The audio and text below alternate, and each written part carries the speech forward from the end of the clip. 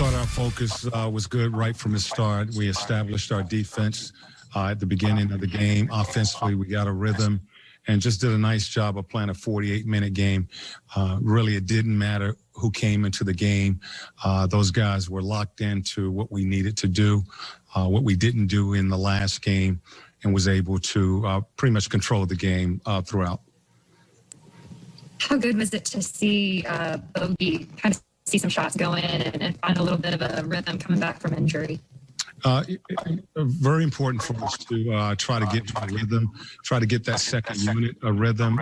Both he, Gallo, Rondo, those guys are playing in that second group. And what we've tried to do is just add some things that we could get them involved.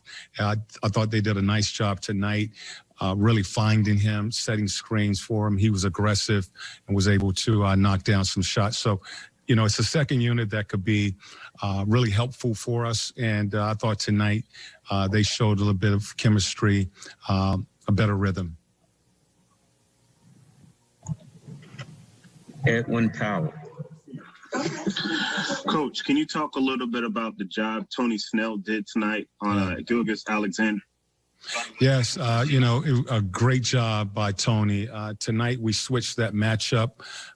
Last game that we played, OKC, we had other guards on him. We wanted someone bigger, more physical. Tony has done a really nice job of just locking in on, you know, their best 1, 2, or 3. And I thought he did a good job of just containing him, keeping him in front, and making him score over the top. Really, I thought it disrupted their rhythm, and just a solid job from the start by Tony. And just as a follow-up, we've talked all year about this team taking time to kind of mesh together. Is this kind of credence of finally this team coming together and playing well? Yeah, well, you know, basically the message tonight was don't relax. You know, don't relax because you're at home. Don't relax because you've had a 6-game winning streak. You know, we're about to go out on the road.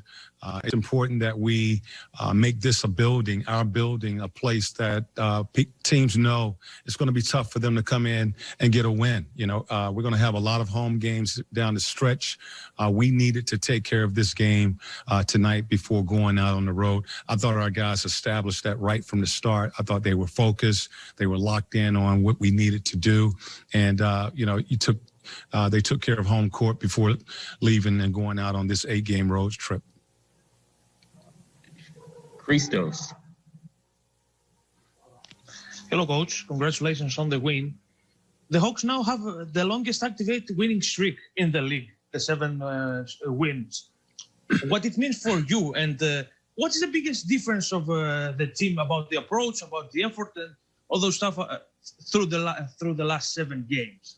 Well, we just take it one game at a time. You know, I've said this before. We try to be better the next time out. And I thought tonight, you know, OKC just beat us a couple weeks ago, and we wanted to be better than we were in our Houston game. I thought tonight we came out, we were locked in, we established our defense early.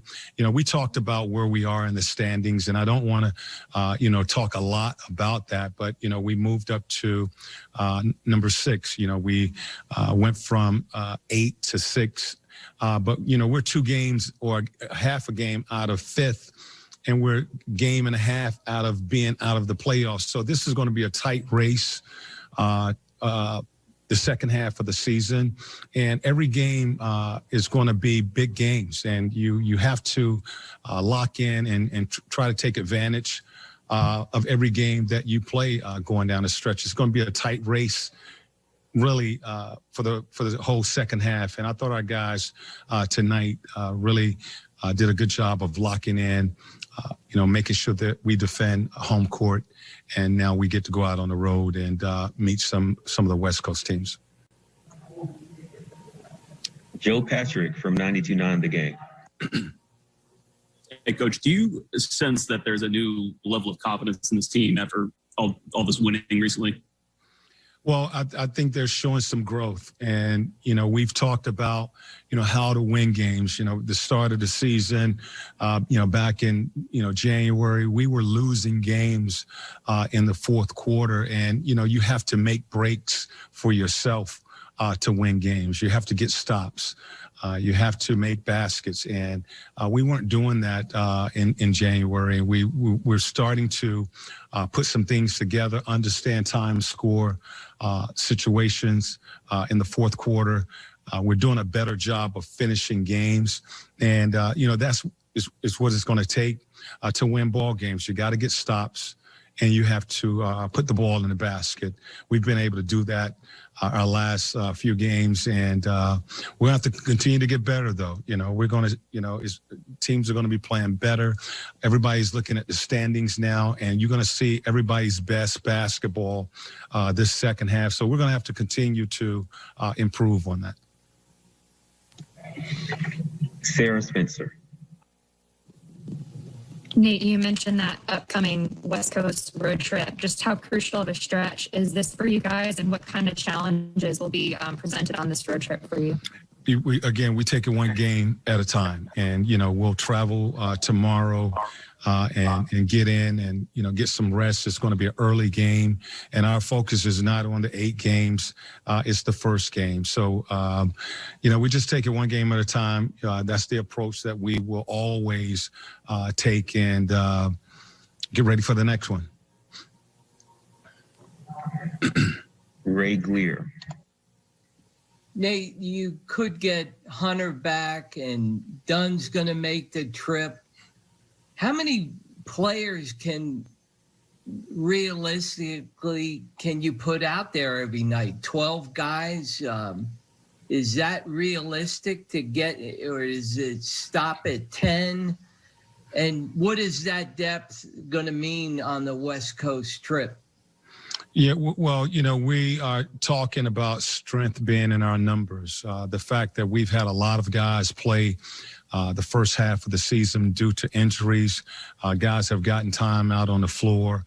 That should make us stronger. We will be getting guys back here pretty soon, and we will work those guys into rotation.